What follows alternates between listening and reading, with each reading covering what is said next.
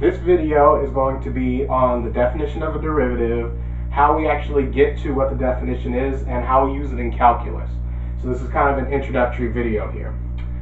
So whenever we start talking about a derivative, the first thing we do is talk about tangent lines.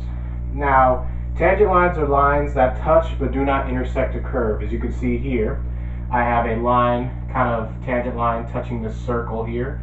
And, you know, a curve can have more than one tangent line, like kind of here in this parabolic curve, I have a tangent line both here and here.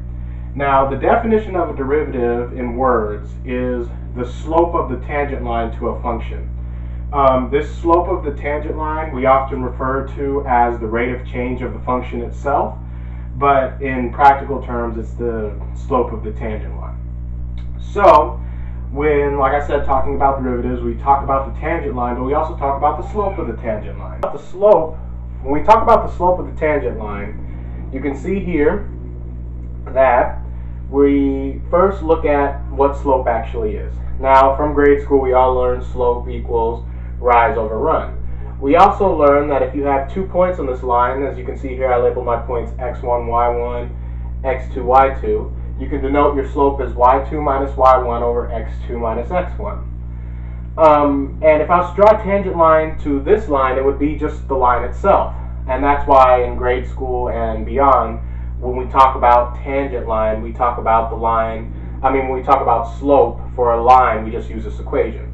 But what if we have a more complex function, like let's say this, it kind of looks like half a parabola almost. Well, we can draw multiple tangent lines to this. So we first look at what's known as a secant line. The secant line is a line that intersects the curve, usually at 2 points. And as you can see here, I drew a secant line with the same points, x1, y1, x2, y2, like I did above. And the goal of this is to make the secant line look as close to a tangent line as possible.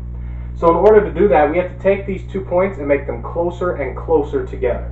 And I kind of did that in this figure here. When I put 2 points here, as you can see, the secant line is so close to the curve, it looks almost like a tangent line. Okay, so if we were to make these, increments infinitely closer and closer together, eventually we would get some kind of tangent line. So we have a general formula for this, but before I get into that, I want to make a couple definitions. The first definition is, like we said in our, at the beginning, the slope is y2 minus y1 over x2 minus x1. We make these substitutions, we let x2 minus x1 be equal to h, we let y1 be equal to f of x, and we let y2 be equal to f of x plus h.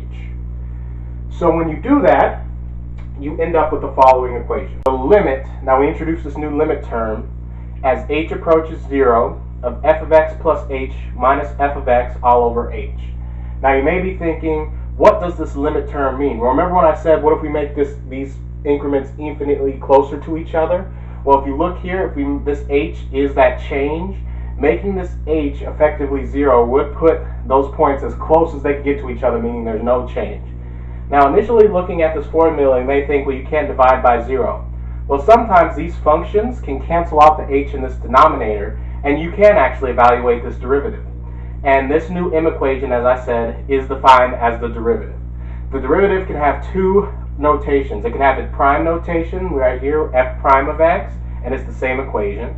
Or it can have Leibniz notation, and all this says is df of x over dx. That means some change in f of x over some change in x. That means we're taking with respect to x. Notice this h has a change in respect to x. That's why it's dx on the bottom. Now, I have an exercise here.